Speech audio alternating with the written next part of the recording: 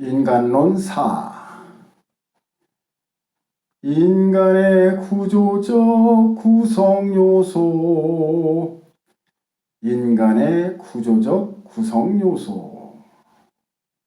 1. 영원과 자유. 영원과 자유. 인간의 정체성에 대한 탐구의 종착역은 영의 세계이지요. 인간은 육신의 한계를 벗어나 혼의 정신세계에 투자를 하여 수확을 얻는다고 해도 탐구심이 멈추지 않아요. 물론 대부분의 사람들은 정신세계에 안주하여 영적인 차원으로 나아오기를 주저하고 있지요.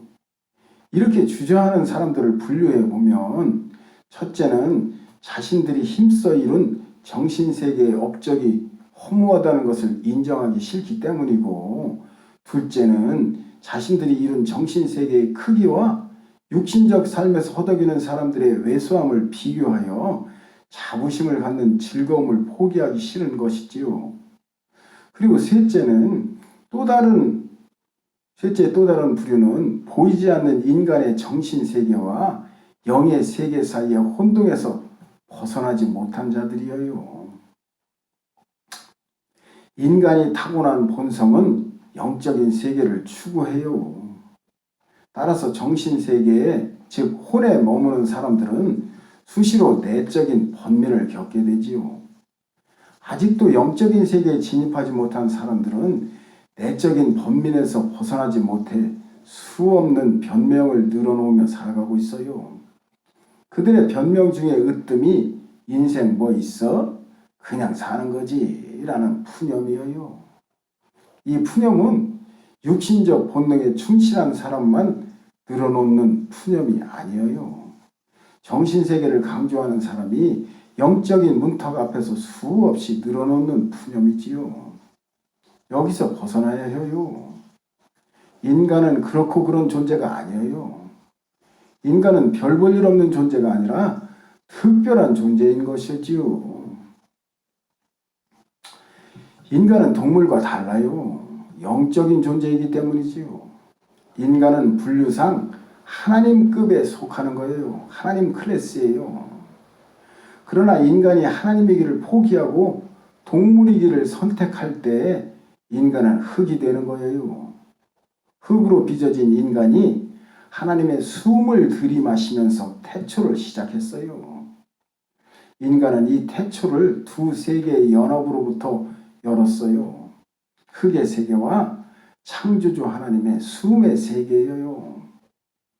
이제 에덴 동산의 삶은 하나님의 숨인 생명나무를 선택하느냐, 아니면 뱀으로 대표되는 동물적 선악과를 선택하느냐의 임상 실험장으로 진행되었어요.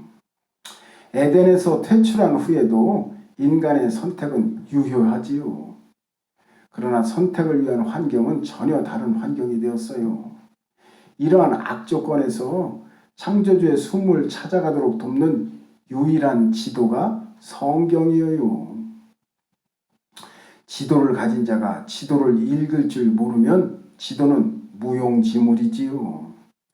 지도를 가진 자가 지도를 그린 자의 의도와 표현법을 파악하지 못하면 지도는 아무런 힘을 발할 수가 없어요. 엉뚱한 대로 이끌고 말지요. 창조주의 지도인 성경에서 말하는 영은 어떤 것인가요? 영은 무한한 자유자예요. 영의 세계는 인간의 시간의 흐름이 없는 영원한 세계지요. 순간이 영원이고 영원이 순간이에요. 아무것도 제한하는 것이 없어요. 창조주 하나님의 목적은 이렇게 영원한 영의 세계를 우리에게 주시는 것이지요. 이 혼지정의,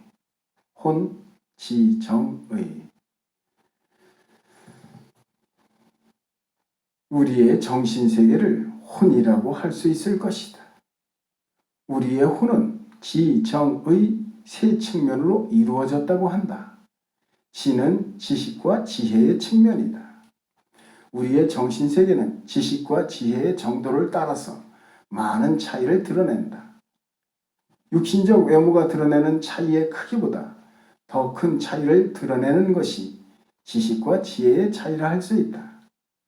육신의 힘에서는 인간이 다른 동물보다 뛰어나다고 말하기 어렵다.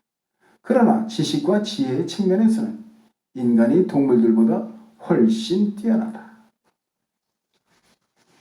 다음으로는 감정과 정서의 세계인데, 인간의 감정과 정서는 동물들의 감정과 정서보다 훨씬 더 폭이 크고 넓다.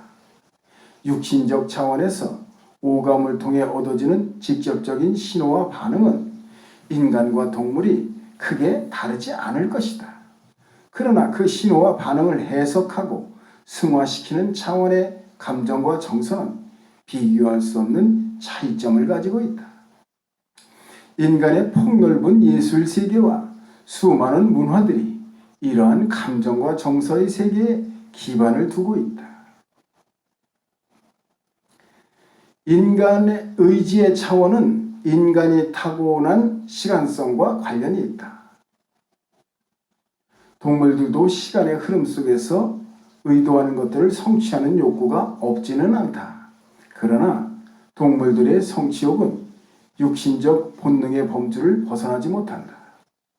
인간의 의지는 정신세계의 열매라고 할 수 있다. 인간은 육신적 본능에만 충실할 수 없는 존재다. 인간을 구성하는 요소 중에서 육신은 한 부분에 지나지 않는다. 그래서 많은 사람들이 육신의 쾌락 추구를 넘어서는 정신세계에 몰입하면서 인간성을 찾으려 한다. 어떤 이는 지적인 면에 집중하고 또 어떤 이는 정적인 승화를 추구한다. 그리고 어떤 이는 당장의 성취보다는 미래적인 성취에 몰입한다. 의지라는 것은 현재의 나에 만족하지 못하고 미래에 변화된 나를 추구하는 것이다. 그래서 이 의지적인 측면이 자신의 모든 현재 상태를 파악하고 분석하여 새로운 목표를 설정하고 실현해 나가는 추진력의 본체가 된다. 의지적인 면에서 인간의 영적인 갈증이 증폭된다고 할 수 있다.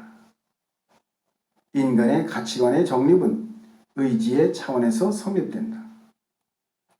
이런 점에서 영적인 세계를 수용하고 부정하는 결정적 역할을 인간의 의지 측면이 감당한다고 할 수 있다. 3. 육신.